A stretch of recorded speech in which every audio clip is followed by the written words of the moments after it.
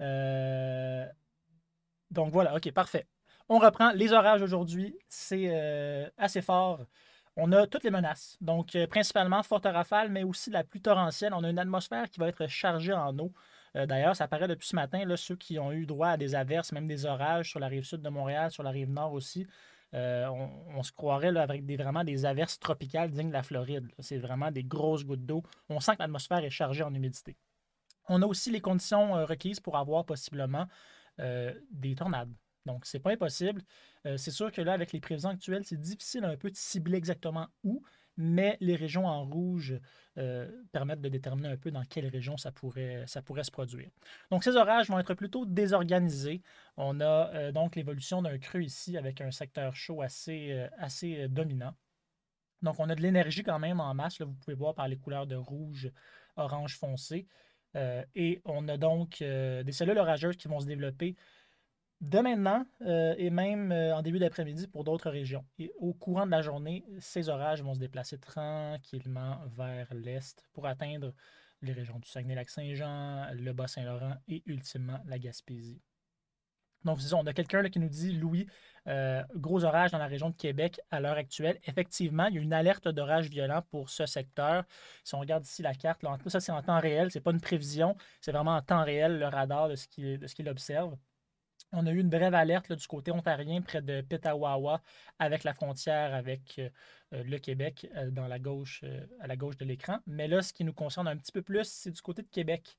Donc, du côté de la capitale nationale, on a une cellule ici particulièrement forte, vraiment de la pluie forte là, qui est prévue pour la région de Québec. En ce moment, là, il doit y avoir une bonne averse au centre-ville de Québec, même Lévis, donc toutes les régions le long là, du Saint-Laurent en allant jusque plus au sud ici.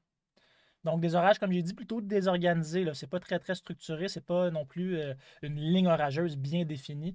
On remarque que c'est plutôt des genres d'amas orageux qui peuvent apporter des précipitations assez abondantes. Donc, pour retourner à notre journée, on a plusieurs ingrédients. Donc, on voit ici les ingrédients principaux qu'on retrouve dans les orages habituellement.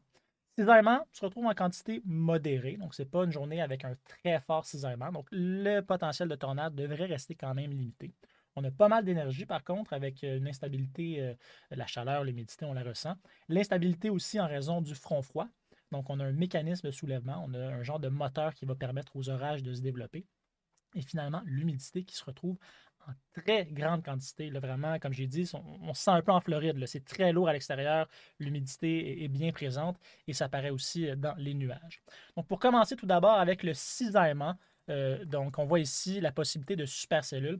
On se rappelle qu'une supercellule, c'est vraiment là, une cellule orageuse qui peut entrer en rotation. Donc, ça permet de cibler un peu environ là, les endroits qui pourraient avoir de la rotation dans les nuages. On voit que c'est quand même assez généralisé.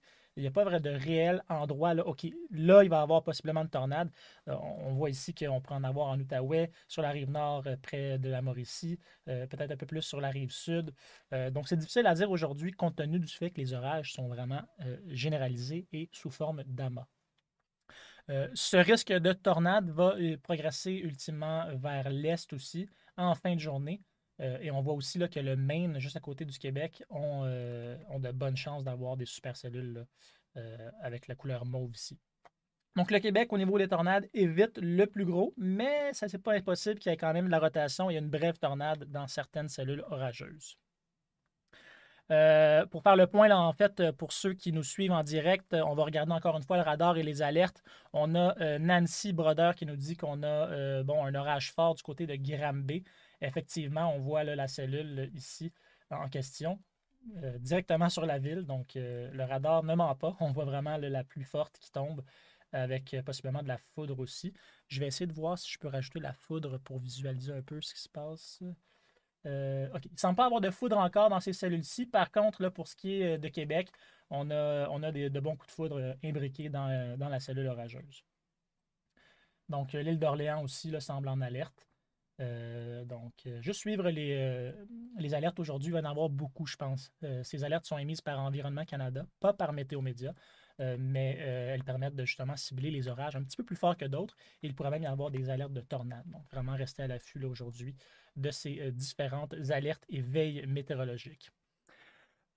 Sinon, on a aussi, c'est ça, Isabelle Cyr de Lévis qui dit qu'il y a de la pluie forte, c'est vraiment un orage particulièrement fort. Je dirais que c'est l'orage le plus fort là, de la province à l'heure actuelle, c'est du côté de Québec, parce que autrement, dans l'ouest, on a une grosse masse de précipitations ici, mais il n'y a pas de foudre et c'est pas encore moins structuré, donc on ne parle pas nécessairement d'orage parce que justement, là, il n'y a, pas de foudre dans cette pluie-là. Voilà pour ça. On voit qu'il y a beaucoup de régions en veille d'orage violent aussi. Là, on parle de tout le sud, littéralement du Québec, jusque dans l'est. On ne va pas exactement à Gaspé, mais ça coupe à peu près à Sainte-Anne-des-Monts pour les gens de l'est et même une portion du Nouveau-Brunswick, donc Edmundston aussi, qui est en alerte à l'heure actuelle. En veille, pardon, veille d'orage violent. C'est bien important de faire la différence. Donc, parlant d'ingrédients, on a vu aussi donc, la probabilité de supercellules, mais là, ce qui est vraiment important aujourd'hui, c'est, encore une fois, malheureusement, on s'est à peine remis là, de l'épisode pluvieux du 13 juillet dernier, alors que plusieurs domiciles ont été inondés, malheureusement, à Montréal. C'est une atmosphère qui est chargée en eau. On a un risque de pluie torrentielle, évidemment. Là, mon produit, il y a un petit peu de la difficulté à arriver sur l'écran, donc ça peut prendre quelques secondes encore. Voilà. Donc, on voit très bien, l'eau précipitable, c'est vraiment la teneur en eau, l'humidité dans les nuages, dans le ciel. Et là, on voit qu'on est vraiment dans des valeurs maximales. Voyez-vous ici en haut, l'échelle de couleur, là, on est vraiment dans le fond de cette échelle-là. Ça paraît vraiment au niveau des précipitations et des accumulations d'eau qu'on va avoir tout au long de la journée. Donc, ce secteur chaud et humide va se déplacer.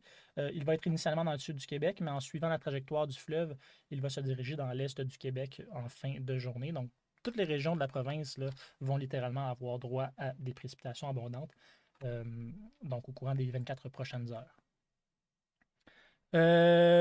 Voilà pour ça. Donc, accumulation localement élevée. On a ici quand même là, des accumulations possiblement qui pourraient dépasser les 80 mm. Pardon, mon Dieu, je me suis enfargé sur ce mot-là. 80 mm le long de la frontière avec le Maine principalement. Tout va dépendre en fait de la succession orageuse. Donc, est-ce qu'on va avoir plusieurs orages qui vont passer au même endroit ou non? Parce qu'aujourd'hui, ce qui est différent un peu du 13 juillet dernier, c'est que les orages sont un petit peu plus rapides dans leur déplacement.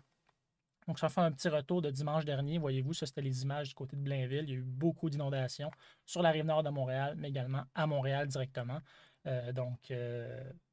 C'est ce genre d'image, on pourrait encore en voir aujourd'hui, mais pas nécessairement du côté de Montréal, parce que le plus gros des orages, le plus gros de la pluie devrait se situer un petit peu plus au nord. Donc, ça risque d'être un peu moins pire pour la métropole, mais c'est une autre histoire là, pour les autres régions du Québec.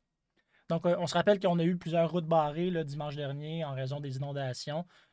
Comme j'ai dit, c'est pas nécessairement ça aujourd'hui. On a beaucoup d'eau qui va tomber du ciel en raison de la pluie, mais les orages se déplacent plus rapidement. Ce qui fait qu'on a moins de cellules qui restent au même endroit et qui déversent d'importantes quantités de précipitations au même endroit. Ça permet donc là, à l'eau de s'écouler un peu plus facilement lorsque l'orage se déplace plus vite.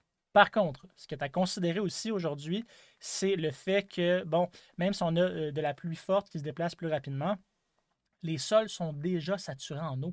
On a eu de multiples épisodes orageux dans les derniers jours, ce qui fait que les sols en argile, surtout au Québec, sont déjà pleins d'eau. Donc là, il ne peut pas en absorber plus, ce qui fait que l'eau va fort possiblement ruisseler en surface et fort possiblement causer aussi des inondations locales et des crues subites. Donc ça, c'est vraiment un risque à surveiller aujourd'hui.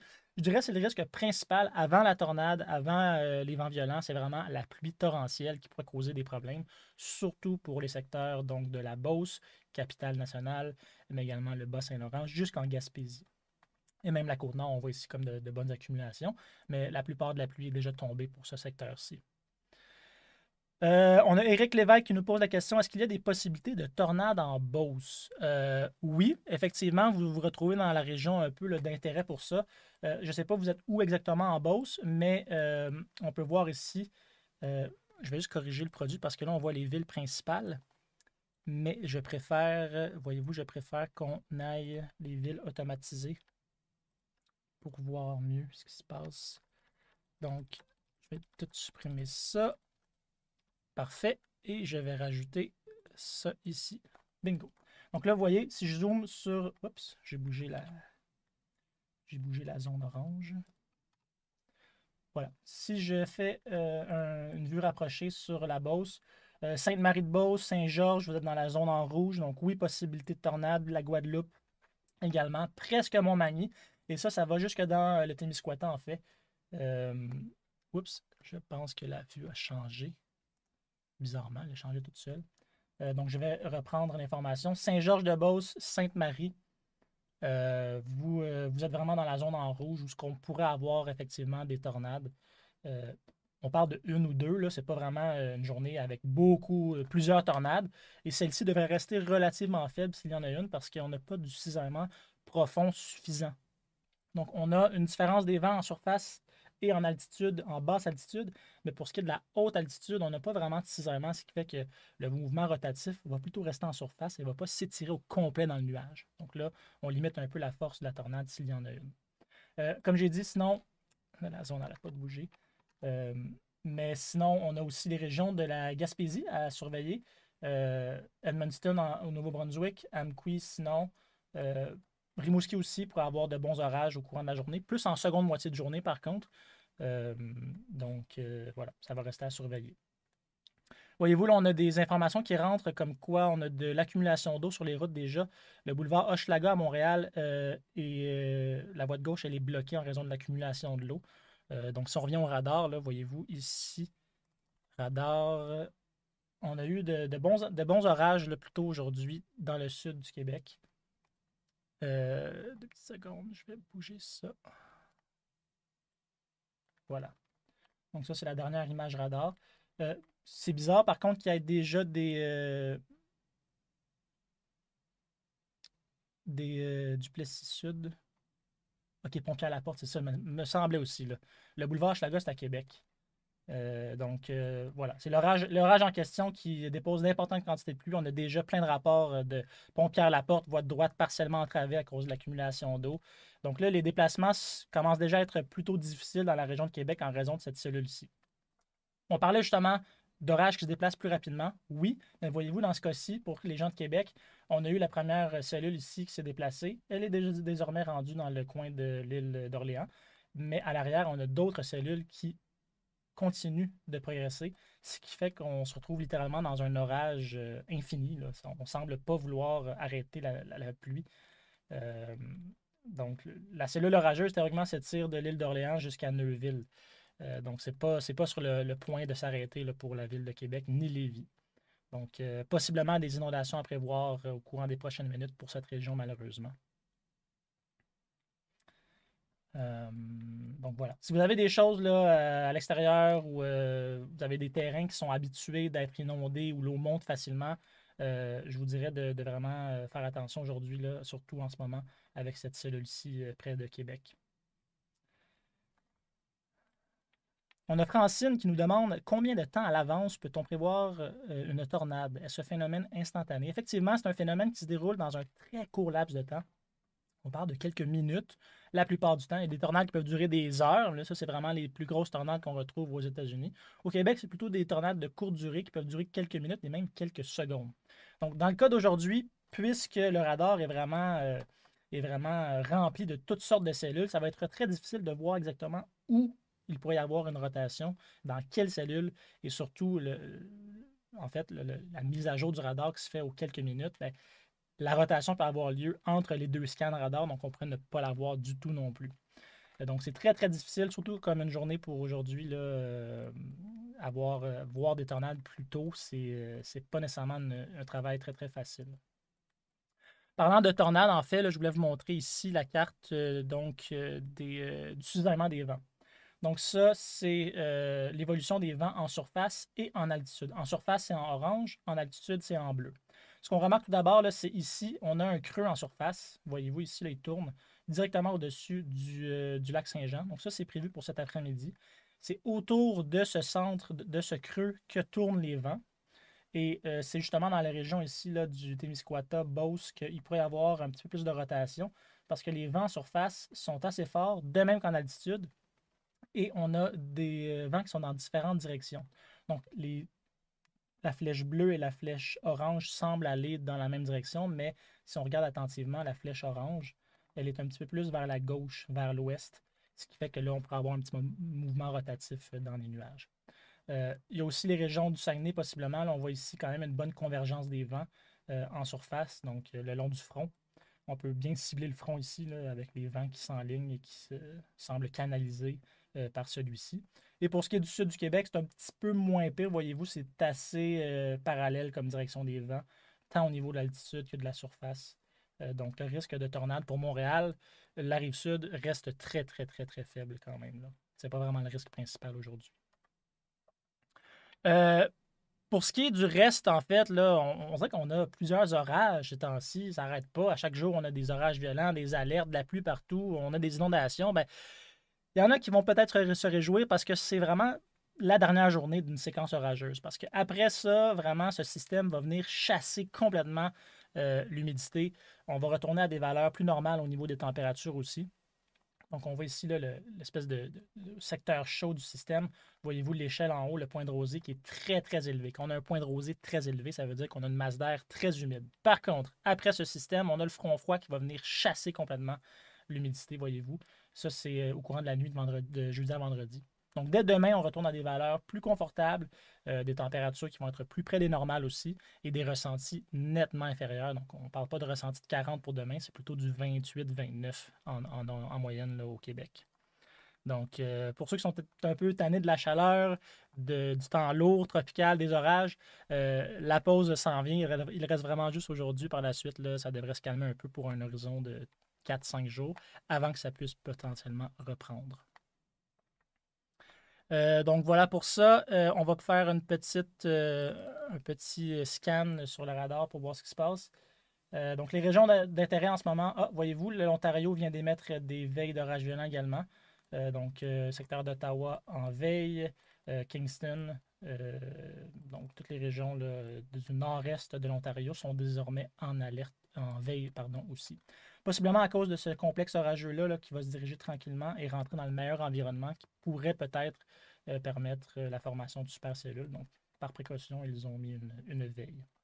Mais sinon, voyez-vous, pour le secteur entre Val-d'Or et Mont-Laurier, c'est de la pluie forte, mais pas orageuse. Là, par contre, ce qui va être à surveiller au courant de l'après-midi, c'est ici. Voyez-vous, il y a une ligne d'orage qui semble se développer. C'est vraiment dans cette région-là qu'on pourra avoir de la rotation là, si une cellule devait être un petit peu plus isolée. Donc, la région de l'Eau, Maniwaki, Mont-Laurier, Mont-Tremblant, toutes les régions de l'Outaouais, là, le long de la 50, les prochaines heures vont être assez critiques pour vous parce que les cellules orageuses pourraient tourner un petit peu. Sinon, ben, il y a vraiment ce qui se passe à Québec en ce moment. Là, je veux pas être un peu alarmiste, là, mais c'est une situation qui semble être vraiment là, de crue subite.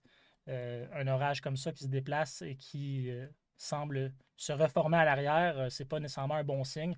Directement sur la capitale nationale, c'est pas idéal, mettons, là, pour ce qui est de l'évacuation des eaux.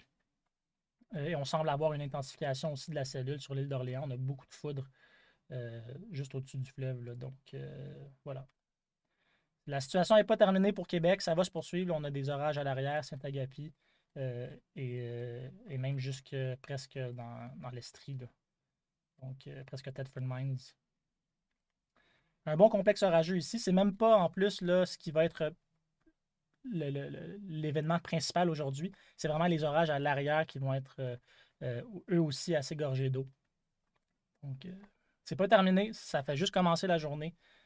Et on a déjà eu beaucoup de pluie là, dans la rive sud de Montréal et même sur la rive nord. On a eu des accumulations de 20-25 mm juste avec la pluie qui est tombée cette nuit. Donc, on va possiblement dépasser les 100 mm localement, là, tout dépendamment des orages aujourd'hui. Donc voilà pour ça. On vous invite à consulter nos différentes plateformes toute la journée. On est vraiment là au bureau ensemble. L'équipe au complet est prête à vous informer de tout ce qui se passe pour la météo au Québec. On va suivre en temps réel les alertes, les veilles, tout ce qui est en lien avec les inondations. Donc, si vous avez des images à nous envoyer, n'hésitez pas. Par contre, ne mettez pas votre vie en danger. Si vous voyez que l'eau monte, si vous voyez qu'il y a quelque chose de dangereux, là, votre vie est beaucoup plus importante que de nous envoyer des images. Mais voilà, c'est une journée particulièrement active et qui va mettre fin donc à l'humidité et à la grosse chaleur. Donc, au nom de l'équipe de Météo Média, je vous souhaite une excellente fin de journée et espérons que ça se passe pas trop mal dans votre coin du Québec.